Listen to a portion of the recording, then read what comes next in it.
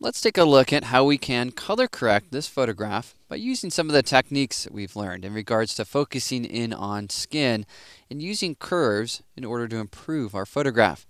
Well, here we'll press the I key to select our eyedropper tool. Next, I'm going to go ahead and shift click an area on the forehead. I want an area that has a little bit more density, so I'm going to go up near the hair here to set a point. Next, I'll click on the eyedropper icon and then choose CMYK color. Now when I see my CMYK values, they're pretty close, yet there are some problem areas. And I can definitely see there's a color shift in the image. In particular, I can see that in the hair. Now if I hold on the Shift key and click and drag this around, we're going to see that yes, there is indeed a pretty consistent color, yet with the brighter tones, there's an even more dramatic color problem. So some of the darker tones of the skin were okay, but now these brighter tones, we can see a little bit more of a problem there. So let's work with some of the brighter tones because the variance or the variation there in our values is a little bit stronger. All right, well, here we'll click on the curves adjustment layer icon. I'm going to go straight to my green magenta channel, and then I'll click on this point here, and I'm going to drag down just to lower that. I'll go down to my blue yellow channel, increase that a bit, so I have some nice yellow there. All right, great. Well, what about this green shift we're seeing in this area of the image? Well, if we go into our red cyan channel, we need to start to work on that. 3 times 4 is 12, 5 times 4 is 20. So let's change our red amount.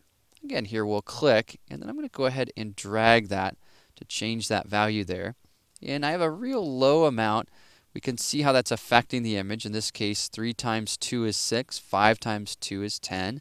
We're getting closer. What about this area of the hair down in here, though? I notice that this area has too much cyan, so I'm going to click and drag up.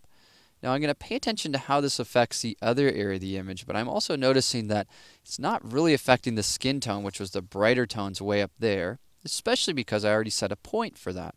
All right, let's go back to blue-yellow. It's kind of like a hopscotch game, right? Jumping back and forth. We need a little bit more yellow than magenta. Let's see if we can find a nice spot for that. And this image is now looking a ton better. Let me show you the before and after. We'll click on the eye icon. There's our before. We see all those strange color shifts up there. I'll zoom in a little bit closer so you can see that. And then there is our after. So once again, you can see that this color by the numbers mix can be a great guide for us.